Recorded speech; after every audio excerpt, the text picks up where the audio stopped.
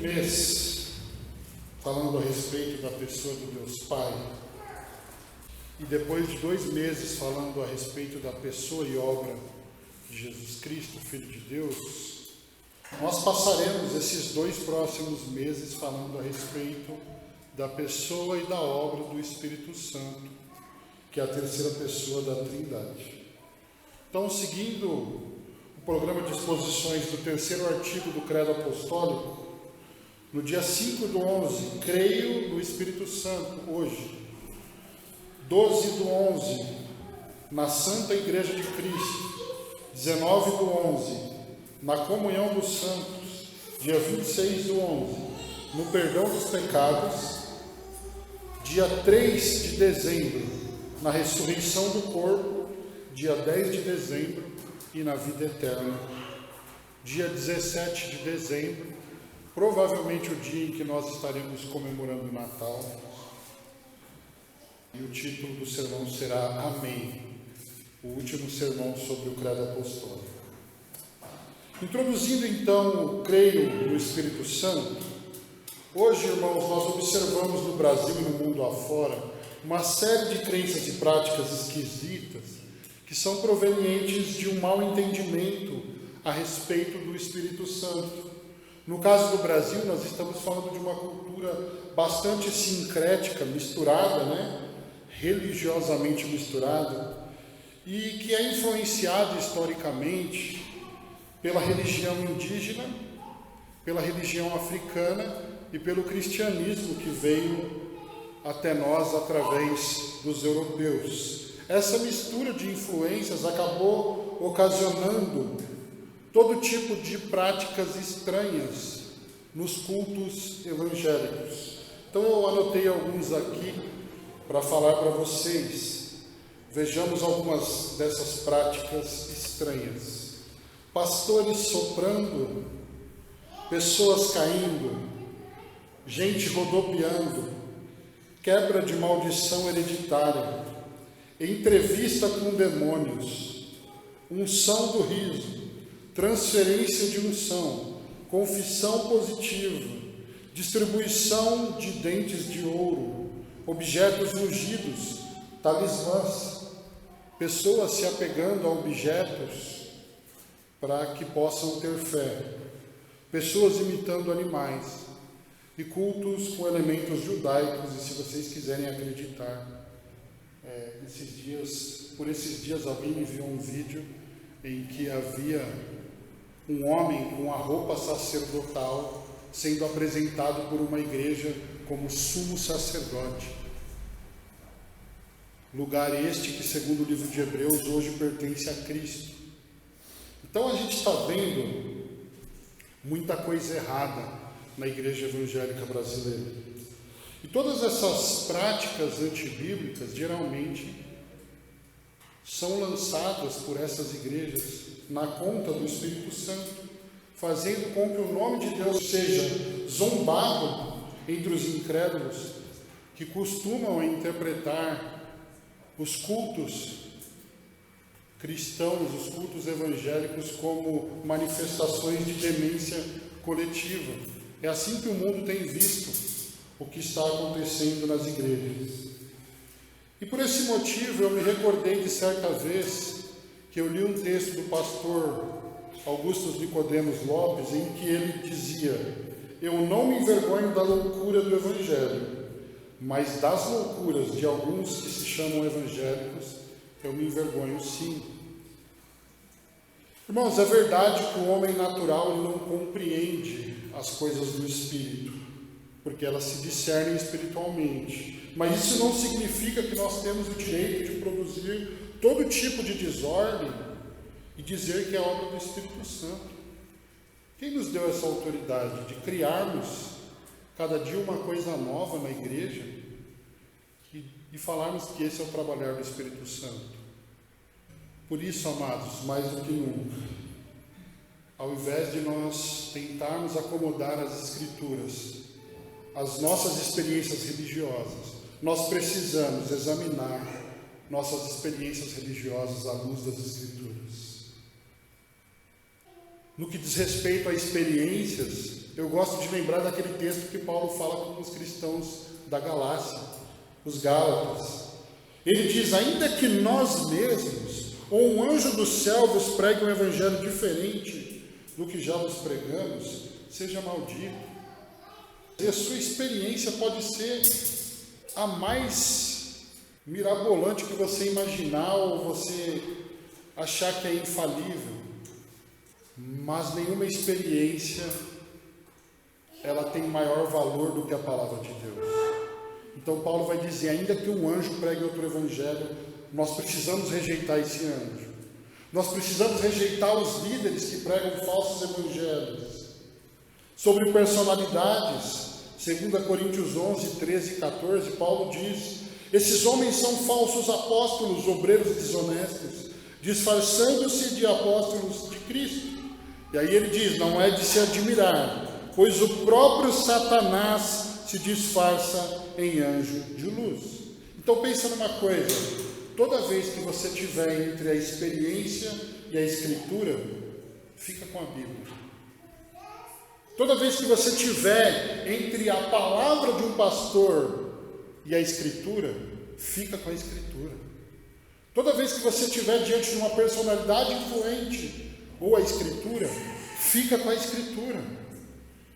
Uma igreja e as afirmações dela e a escritura, fica com a escritura. Na dúvida, fica com a Bíblia.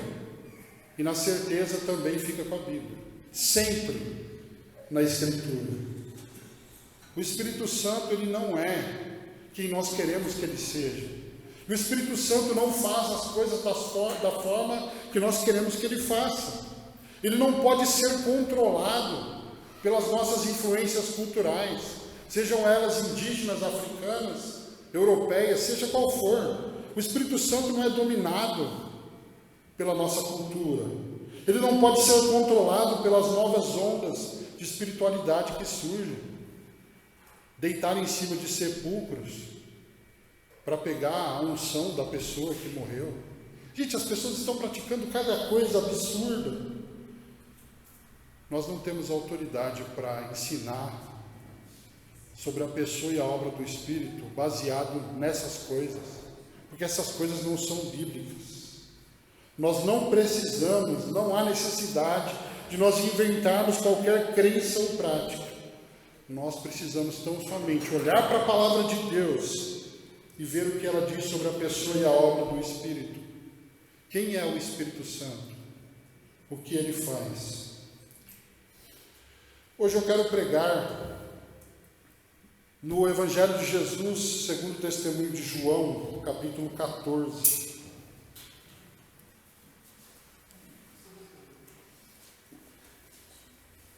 João capítulo 14, do 15 ao 18. O texto diz assim: se me amardes, obedecereis aos meus mandamentos. Se me amardes, obedecereis aos meus mandamentos. E eu rogarei ao Pai, e Ele vos dará outro Consolador, para que fique para sempre convosco. O Espírito da verdade, o qual o mundo não pode receber, porque não o vê nem o conhece, mas vós o conheceis, pois ele habita convosco e estará em vós.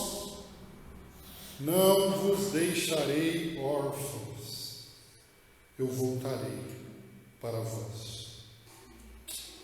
Irmãos, essa passagem diz respeito ao contexto da última ceia. Jesus tinha lavado os pés dos discípulos, e depois de lavar os pés dos discípulos, ele entregou o pão, um bocado de pão molhado para o traidor. Então Satanás entrou em Judas e Judas saiu da cena. E Jesus então ele anuncia a sua partida. Em breve Jesus seria morto, sepultado, ressuscitaria ao terceiro dia, apareceria durante um período de 40 dias, subiria aos céus e estaria então à direita do Deus Pai, de onde um dia voltará para julgar os vivos e os mortos. E certamente aqui os discípulos estão entristecidos, eles estão preocupados, eles estão inseguros por causa dessas palavras de despedida do Mestre.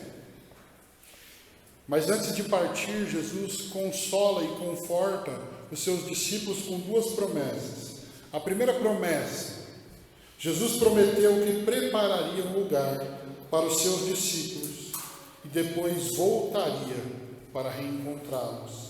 É o famoso texto de João, capítulo 14, 1-3, que diz: não se turbe o vosso coração, crede em Deus e crede também em mim. Na casa de meu Pai há muitas moradas.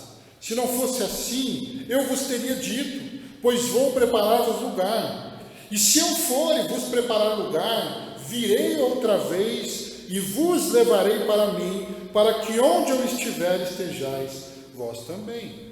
Então a primeira promessa de Jesus é: eu vou preparar um lugar, mas eu voltarei para reencontrá-los. E a segunda é que Jesus promete que depois de partir, outro Consolador seria enviado aos discípulos. Ele disse: eu rogarei ao Pai, e o Pai enviará outro Consolador, o Espírito da verdade, que o mundo não pode conhecer, porque não vê nem o conhece, mas vocês conhecem, porque ele habita com vocês e estará em vocês. E aí ele diz para os discípulos: eu estou indo embora, mas eu não vos deixarei órfãos, eu voltarei para vocês. Então, amados, a ascensão de Jesus aos céus não foi um abandono dos discípulos. Jesus não estava abandonando os discípulos. Eles não ficariam como órfãos, desamparados, porque logo desceria o Espírito Santo em Atos 2, e passando a habitar nos discípulos, ele testificaria a filiação divina deles, porque o Espírito testifica com o nosso Espírito de que nós somos filhos de Deus, e esse mesmo Espírito capacitaria os discípulos a dizer: Abba, Pai. Então eles não estavam ficando órfãos, de fato, como Jesus está dizendo.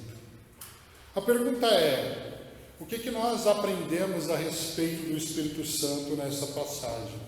Eu gostaria de trazer aqui algumas verdades. A primeira, nós aprendemos que o Espírito Santo é uma pessoa.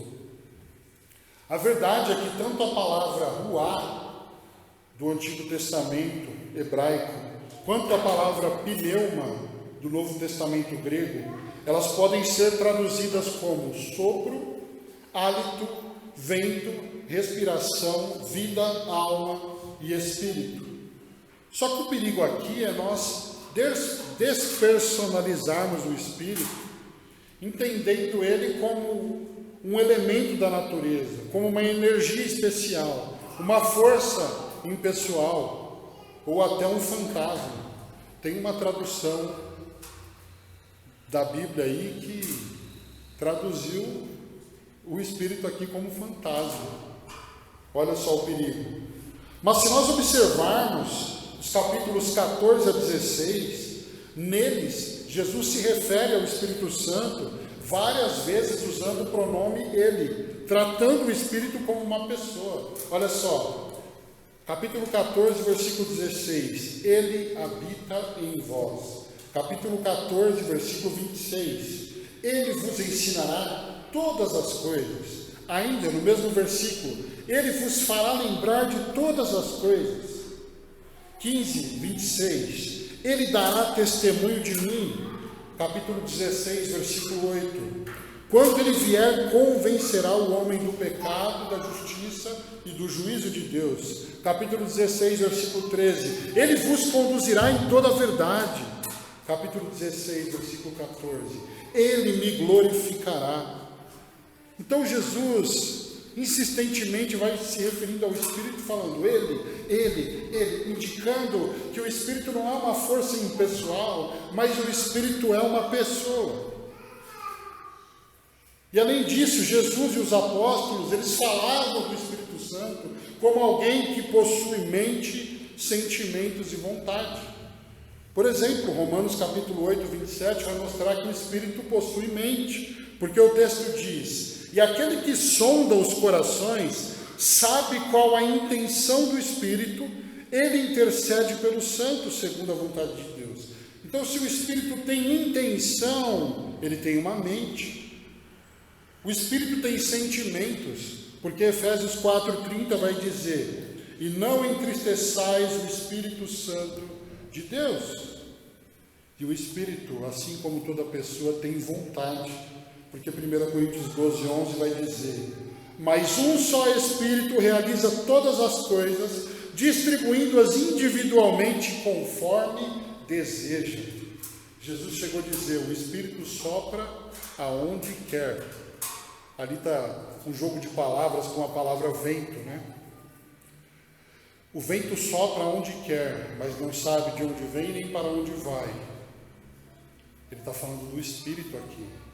Então o Espírito, ele tem vontade, tem todas as características de uma pessoa. Então o Espírito, ele é uma pessoa com quem é possível ter um relacionamento, desde que ele se revele a você. A menos que o próprio Espírito se revele a alguém, ninguém é capaz de conhecê-lo. E foi por isso que Jesus disse que o mundo não o conhece, que o mundo não pode conhecê-lo, porque não o vê nem o conhece de fato. Mas os salvos o conhecem, disse Jesus. Ele disse aos discípulos: mas vós o conheceis, pois ele habita convosco e estará em vocês. E aqui Cristo certamente está falando de Atos 2, quando o Espírito desceria e de fato passaria a habitar nos discípulos. O mundo não conhece, mas os salvos em Cristo Jesus conhecem esse Espírito. O Espírito se relaciona com os salvos, então, dando-lhes orientação, direção, iluminação para a compreensão de toda a verdade. É por isso que ele é chamado de Espírito da verdade. E sabendo disso, nós precisamos aprender a ler e estudar a Escritura na dependência do Espírito. Tem dois erros que nós podemos cometer: espiritualizar tudo. Esse é um erro. Eu achar, não, eu não preciso estudar nada, porque é o Espírito que revela na Escritura o significado. Mas o Espírito não vai te revelar o significado do que é uma litra. Ele não vai te dar as medidas dos muros de Jerusalém. Isso aí você tem que pesquisar.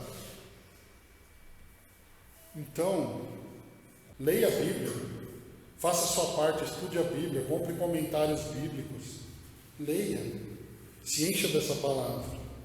Só que tem um outro erro também, e esse é o erro dos teólogos, ou dos cristãos que às vezes gostam de estudar a Bíblia, mas eles gostam de entender tudo, e eles querem ler todos os comentários, querem ler todos os livros, mas não dependem do Espírito. Não oram nem para que o Supremo Intérprete ajude a compreender as Escrituras. Gente, as duas coisas estão erradas. Por isso João Calvino tinha uma máxima chamada orare et labutare, ora e labuta, ora e trabalha. A gente trabalha para conhecer o contexto, enfim, histórico, geográfico, linguístico do texto, mas a gente ora porque esse texto, ele é palavra de Deus também. E nós dependemos de Deus para entendê-lo. Isso é importantíssimo. Então, em primeiro lugar, o Espírito é uma pessoa. Tá? Se alguém vier com um papo de força ativa de Deus, fala, não, isso não é Bíblia. Tá? Em segundo lugar, o que nós aprendemos com esse texto é que o Espírito Santo é Deus. Pois assim como em toda a história, ele atua em sintonia com o Pai e com o Filho. Na criação, o que acontece? O Pai fala, criando todas as coisas por meio do Filho, e o Espírito de Deus pairava sobre a face das águas, envolvendo aquele mundo ainda disforme com a glória de Deus. Na formação do homem, o Espírito faz parte daquele concílio divino, quando Deus diz: façamos o homem à nossa imagem.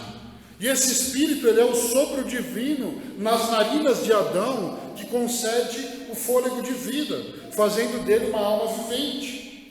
No batismo de Jesus, esse Espírito também está presente, porque Jesus é batizado, a voz do Pai fala do céu: este é o meu Filho amado, em quem eu me agrado, e o Espírito desce sobre ele em forma corpórea, simbólica de uma pomba.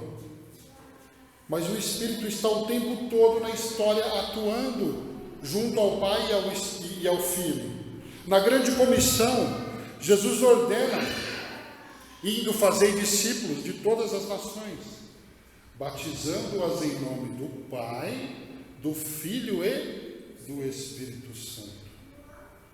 E aí Jesus vai mostrando um pé de igualdade aqui dentro da Trindade.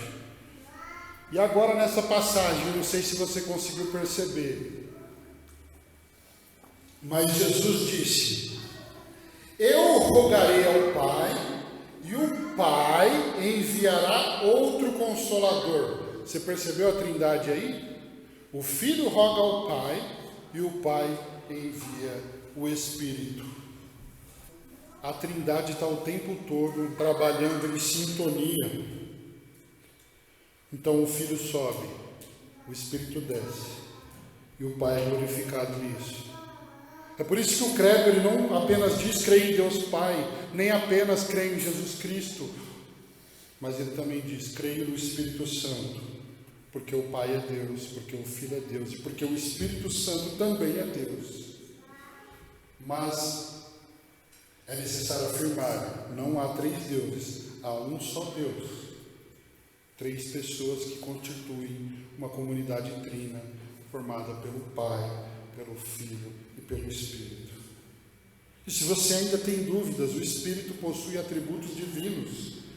O Espírito Santo é onisciente.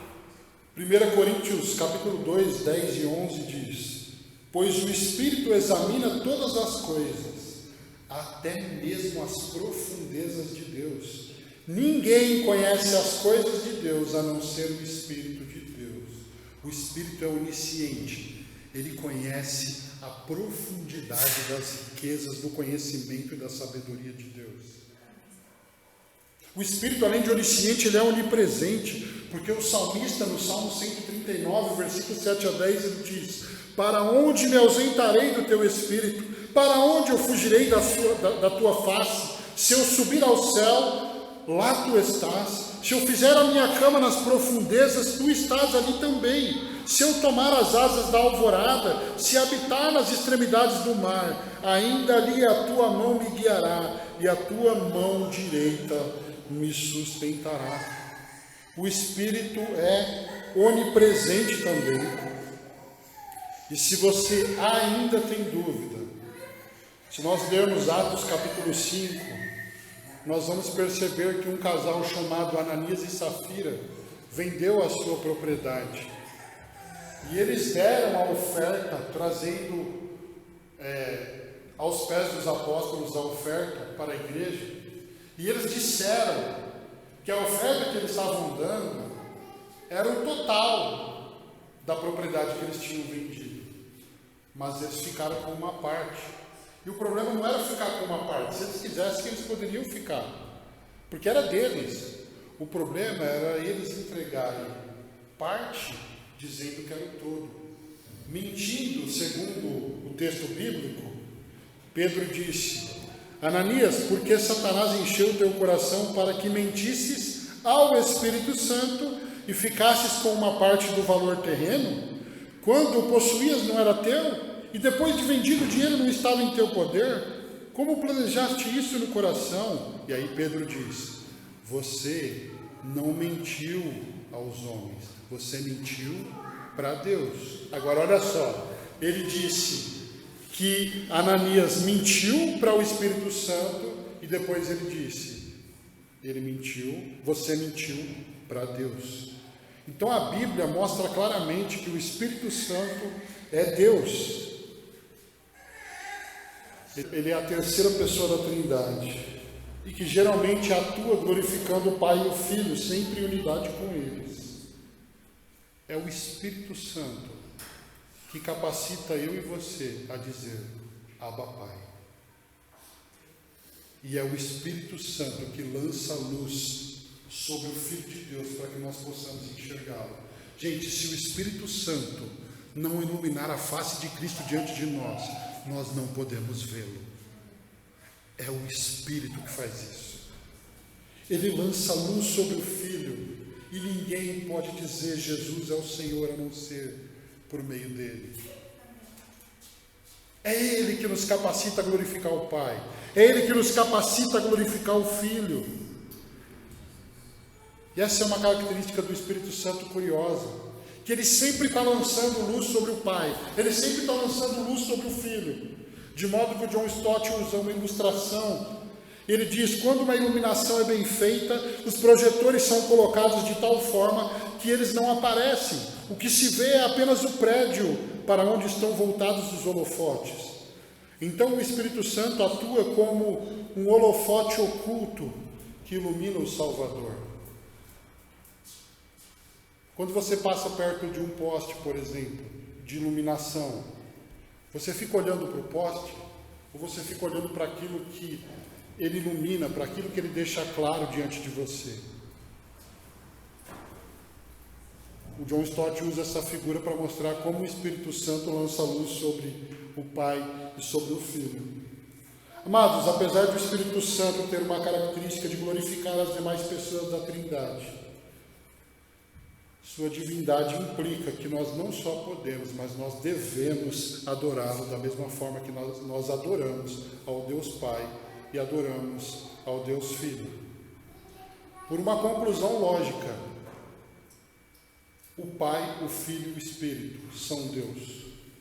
O Pai é Deus, o Filho é Deus, o Espírito é Deus. Então, nós não só podemos, mas nós devemos adorar ao Espírito Santo. As correntes mais saudáveis de teologia seguem essa linha.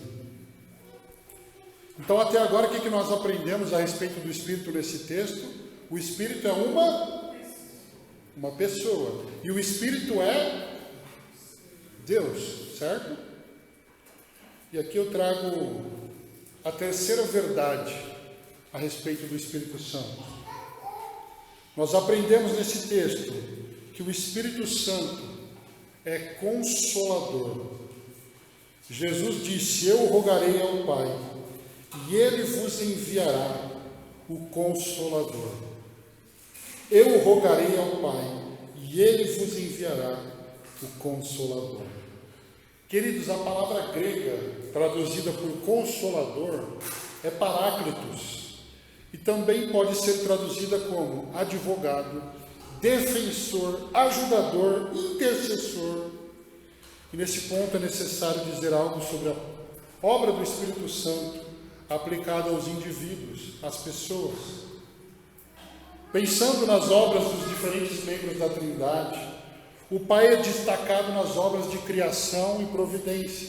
O Filho é destacado na obra de redenção dos pecadores. E o Espírito é quem aplica essa obra redentora aos eleitos de Deus. Mediante a pregação da palavra, o Espírito ele regenera pecadores, dando-lhes um novo coração, levando-os ao arrependimento e à confiança em Cristo, convencendo o homem do pecado, da justiça e do juízo de Deus. E é por isso que nós não fazemos shows pirotécnicos de tentativas de emocionar as pessoas para que elas recebam a Cristo, porque nós não temos o poder de trazer pessoas para Cristo. E vir até a frente da igreja não significa vir para Cristo. Há pessoas que passaram uma vida inteira indo para frente e supostamente aceitando Jesus em igrejas, e nunca houve transformação na vida delas.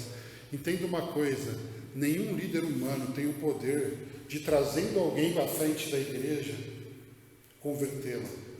Esse papel é feito pelo Espírito Santo, de forma que nós sequer sabemos como, ou melhor, nós sabemos que é por meio da pregação da palavra, mas é só o Espírito que pode penetrar o coração humano, que pode tocar nesse solo, que pode plantar nesse solo, que pode levar ao arrependimento.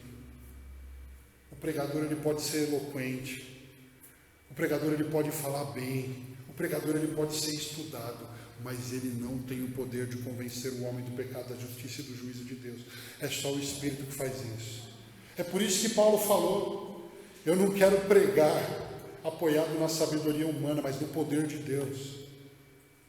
Gente, porque a pregação apoiada na sabedoria humana, ela é vazia. Uma vez eu li no livro do pastor Tim Keller, ele dizendo que o máximo que um pregador pode fazer é preparar um bom sermão, diferenciar um sermão ruim de um bom através do seu esforço. Mas um sermão excelente, ele só pode vir por obra do Espírito Santo. É só a ação dele. Todo pregador, todo aquele que proclama a palavra de Deus está em completa dependência de Deus, ou deveria estar.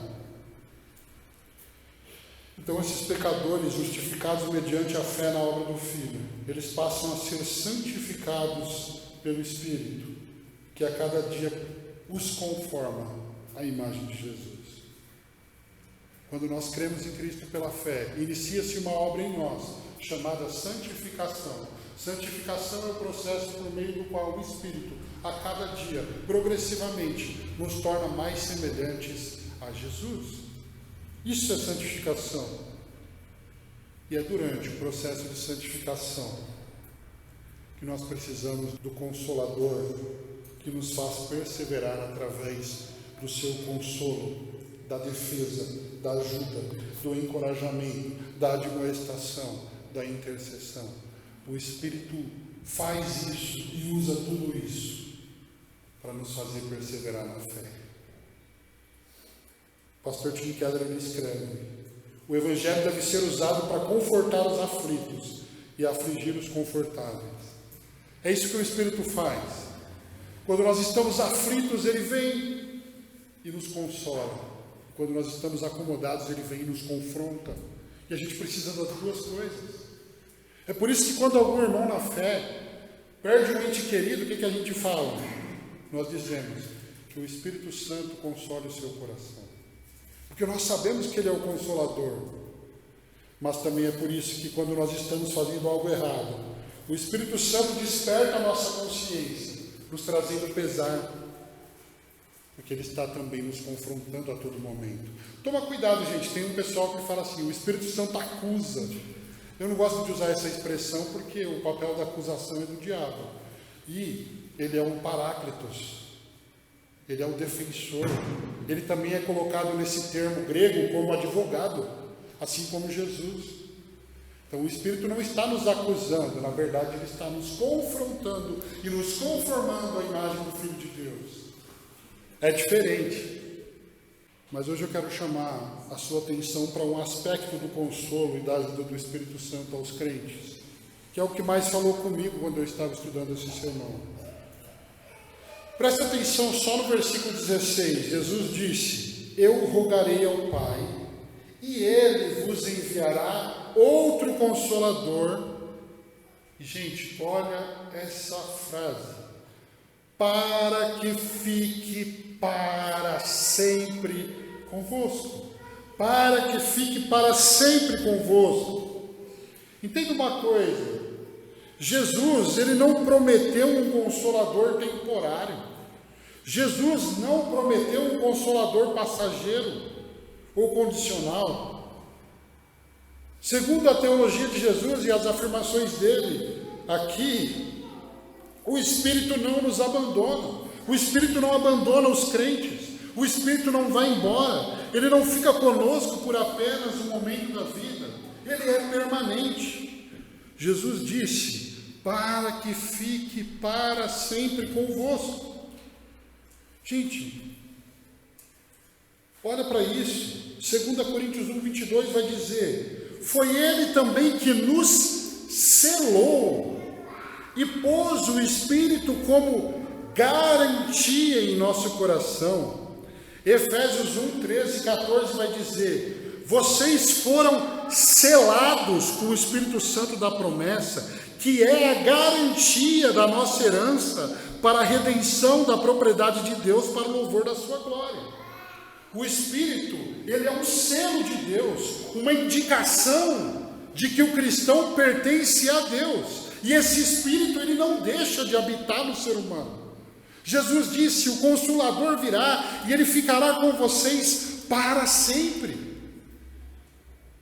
Efésios 4,30 vai dizer: e não entristeçais o Espírito Santo de Deus, com o qual fostes selados para o dia da redenção. O Espírito é um selo, o Espírito é um penhor, ele é uma garantia de que nós pertencemos a Deus. Ele é uma confirmação da nossa salvação em Cristo Jesus. Como que a gente pode comemorar, se alegrar pela salvação se nós não sabemos se a temos? Não tem como comemorar. Eu lembro que uma vez eu estava assistindo a UEFA Champions League e o Manchester City estava jogando com o Tottenham. Estava um gol, o Tottenham estava se classificando. O City precisava de um gol para classificar.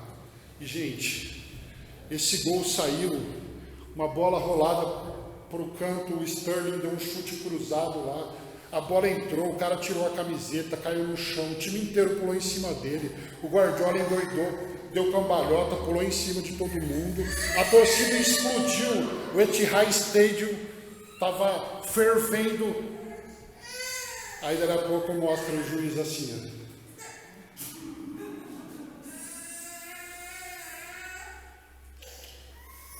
Anulou o gol. Futebol antes quando era gol, né? Comemorou. Hoje não, né? Você tem que comemorar 2 vezes, você tem que esperar sair a confirmação. Gente, tem gente que acha que a nossa salvação em Cristo Jesus é algo assim.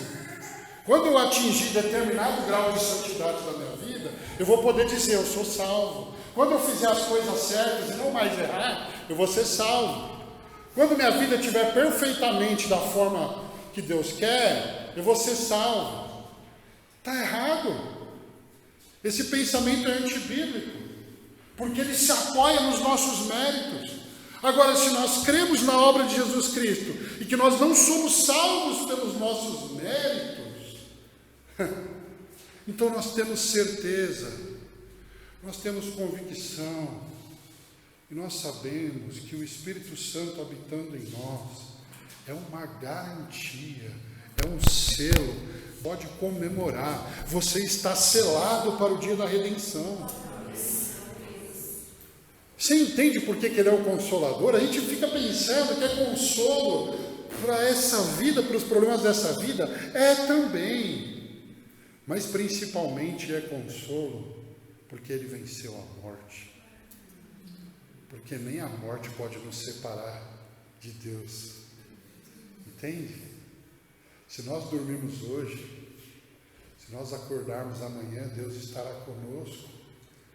Mas se nós morrermos, nós estaremos com Ele. Qual é o prejuízo? Não existe. O Espírito Santo é um penhor. Louvado seja Deus por isso. E se alguém acredita que o Espírito habita numa pessoa por um tempo e depois vai embora, essa pessoa está chamando Jesus de mentiroso, porque ele mesmo disse: o Pai enviará o Espírito para que fique com vocês para sempre. O Espírito não vai embora.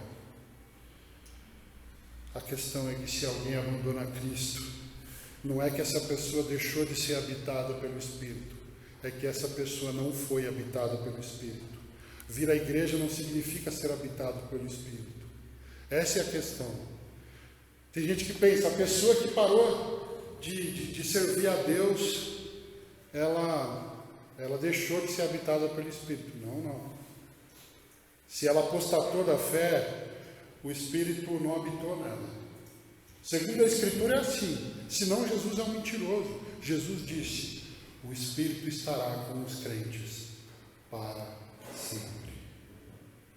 Romanos 8:9 vai dizer: se alguém não tem o Espírito de Cristo, não pertence a Cristo. Mas o contrário também é verdadeiro. Se alguém tem o Espírito de Cristo, esse pertence a Cristo. E é por isso que Paulo pode dizer: nem a tribulação, nem a morte, nem a vida, nem anjos, nem principados, nada nos separará do amor de Deus que está em Cristo Jesus. A união do crente com Cristo pela fé É uma das melhores notícias que nós poderíamos receber. Agora tem uma questão aqui, para nós encerrarmos esse sermão. A pergunta é: como eu posso saber se eu tenho o Espírito de Deus? Vocês perceberam que até agora eu não falei do versículo 15? O que está escrito no versículo 15 aí? Como que eu sei que o Espírito de Deus habita em mim? Versículo 15, o que está escrito aí?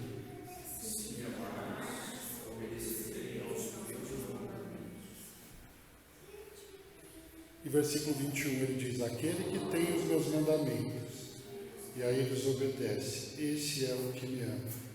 E aquele que me ama será amado por meu Pai, e eu o amarei e me manifestarei a ele. A questão é, se você não obedece, você pode frequentar a igreja a vida toda. Você pode dar pirueta, rodar, falar o que você quiser, fazer o que você quiser. Mas não tem evidência nenhuma da tua salvação. Se a nossa vida, se nós ainda pensamos como o mundo, vivemos como o mundo, se não há transformação em nós, não há evidência alguma de que nós somos habitação do Espírito. Há pessoas que dizem que amam a Deus, mas não o obedecem. Isso é hipocrisia. E as igrejas, elas têm passado por um momento em que você vê muita hipocrisia. As pessoas levantam as mãos e choram, e têm experiências fortes. Elas saem dos cultos e praticam o pecado de forma descarada, deliberada, sem qualquer pesar ou sem qualquer arrependimento. Isso, amor sem obediência é hipocrisia. Só que obediência sem amor é legalismo, é mérito. É eu achando que eu posso comprar Deus com a minha obediência. Então, amor sem obediência é hipocrisia, obediência sem amor é legalismo. Mas quando há amor e obediência, há evidência da salvação.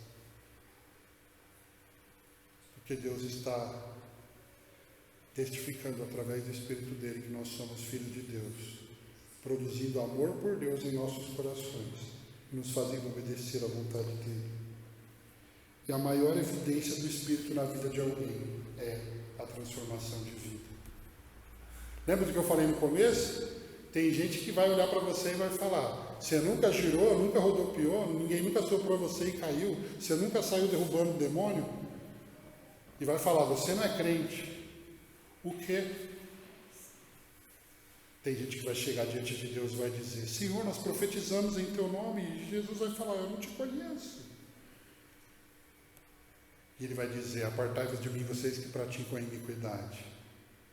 Mas aqueles que pertencem a Deus, aqueles que estão selados pelo dia da redenção, eles perseveram até o fim na obediência e no amor a esse Deus. É uma evidência. Não é o giro, não é a pirueta, não é o tombo, não é a êxtase. Tem muita gente fazendo barulho e vivendo no pecado. Você quer saber mesmo como que eu sei se eu sou habitação do Espírito? Se alguém está em Cristo, nova criatura é. As coisas velhas se passaram e eis que tudo se fez novo. Se há evidência de que você nasceu de novo, se a sua vida mostra um novo coração, como diz a música, coração regenerado, coração transformado, coração que é inspirado por Jesus, então há evidência.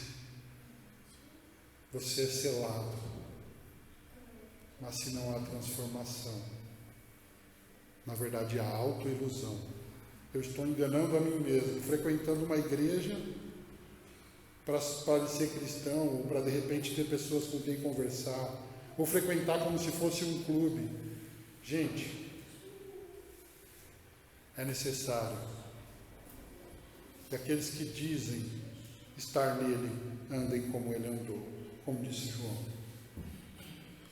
E aqui eu quero encerrar dizendo que se a tua vida não revela um novo nascimento e uma nova criatura, hoje o Evangelho te chama ao arrependimento, à fé e confiança em Jesus. Lembra da pregação de João Batista? Produzir frutos de arrependimento. Esse evangelho da boca para fora não engana Deus. Pode enganar os homens, pode enganar pastor, pode enganar esposo, esposa, filho, mas não engana Deus. Você que, olhando para a sua vida, entende que, por evidência, não é uma habitação do Espírito ainda, essa palavra te chama ao arrependimento e à confiança em Jesus. Mas você que é salvo em Cristo Jesus, cuja vida revela o caráter de Cristo gradualmente, seja consolado pelo fato de que aquele que começou a boa obra, ele é fiel para completá-la. E aqueles que acreditam que o Espírito deixa de habitar uma pessoa, eles teriam que mudar esse versículo para aquele que começou a obra, talvez, se der tudo certo, talvez ele termine. Ele é fiel para completar essa obra. E ele é também poderoso para completar essa obra. É claro que nós não vamos ignorar textos como o que diz: realizai a vossa salvação com temor e tremor.